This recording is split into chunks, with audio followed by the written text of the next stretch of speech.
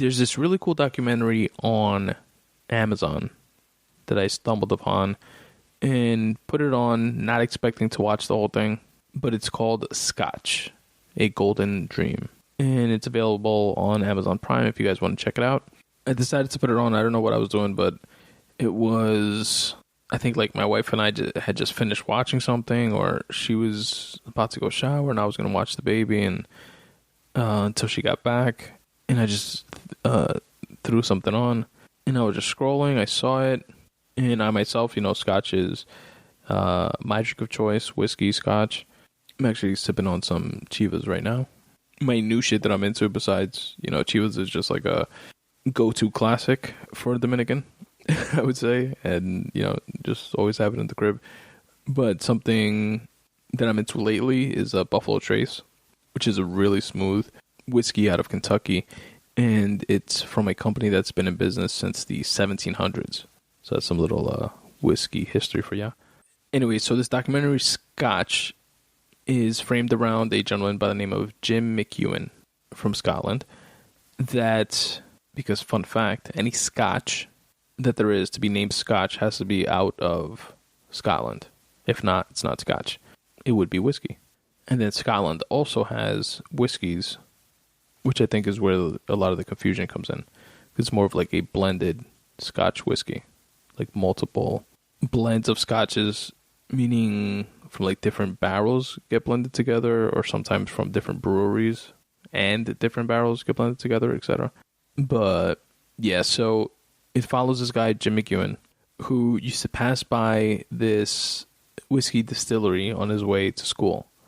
And he used to like the smell and just the guys he would see working, and he would run up to it and like peek in the windows to like see what they're doing inside this whiskey distillery. And he was about 15 years old. He would do this every single day on his way to and from school. And he's 15 years old, and summer break from school was approaching.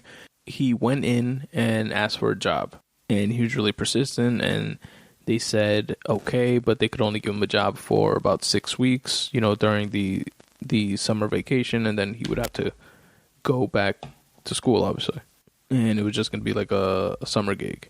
And he says in the doc that 6-week gig turned into a 50-plus year career. How dope is that? So you have this person that was like passionate, or not necessarily passionate at that point, but he was drawn to this distillery, to the world of whiskey, since he was a young Ute. Where's that from? Hit me up on Twitter if you can actually guess what movie that line is from. He's a Ute. But yeah, from when he was a young 15-year-old kid to just dedicating 50 plus years of his life and just becoming the most respected master blender, whiskey sommelier, absolute craftsman. To see that, to watch that, it was just so dope.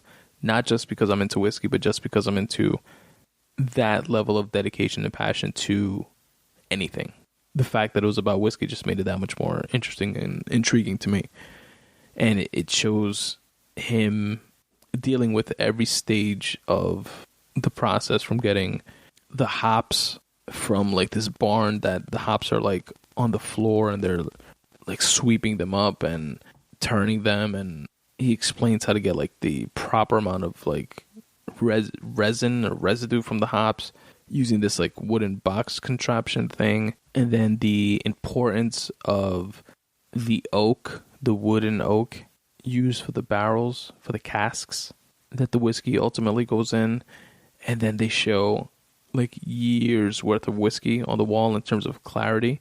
And the bottle of whiskey, like the first year, for example, or not a bottle, the liquid of whiskey, if you just let it age 1 year, it's like completely clear. It's like vodka. And then as the years go on, with it maturing in the cask, it starts getting browner, browner, browner. So the darker it is, just based on that like rule of thumb, the older it is, which might not be true for every single type of whiskey, but again, that's just like a rule of thumb that I picked up from watching this. And he's such like an artist with it. Like they show him like going into the barrels and taking a taste and just like feeling that it's not ready yet, but that it's almost there. And then, bottling that cask for like another 6 months to a year. So then he could taste it again to see if it's ready. Then they interview like all these other folks, a lot of which are his peers, his children, and they speak about like their expertise, and then with just like complete admiration for him as being just like this OG craftsman. And it was just like a serendipitous thing to watch, because it was like I wasn't expecting to watch the whole thing. I thought it might be maybe interesting, but probably not. And I put it on and then just really, really enjoyed it. A couple more things that I'll share from it, which I thought were dope, is that I believe they asked him something along the lines of, how did you know that this is what you wanted to do? Or like, were there times that you wanted to quit or something like that? He responds with the saying that's basically saying that he followed his heart. He says that the only thing consistent in life is your heartbeat, from birth to death. That's the only thing that is consistent in your life, from when you're born to the day that you die. You always have that heartbeat with you. So he was like, why wouldn't you follow that? And the last thing that I want to share about this documentary is something that his daughter shared towards the end of it that I thought was really touching and telling to the impact that he's had to the folks in his life. And here it is. I would just like to say to Dad, thanks. And we're all really proud of you. The whole family. We could not be more proud. Well, it's not that you're the most recognised individual. It's that you did something that nobody else did, and you did it your way, and that's inspiring.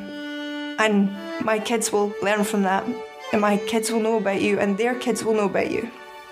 So, thank you.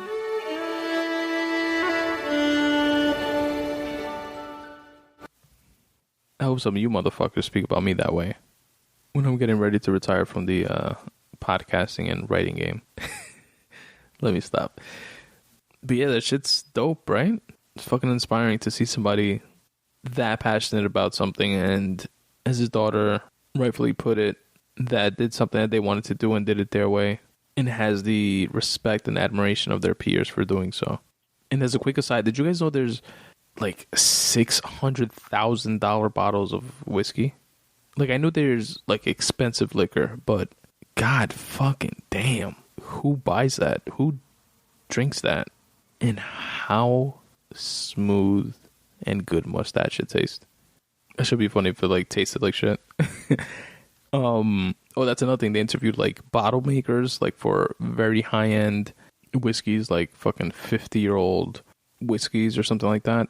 And he explained how it's like a handmade process for each individual bottle, and it's like some sort of like crystal glass that the bottle itself empty is worth like 10 G's or something like crazy shit like that. It's fucking insane. But yeah, the documentary is called Scotch, A Golden Dream, and it's available and streaming on Amazon Prime Video. You guys should definitely check it out.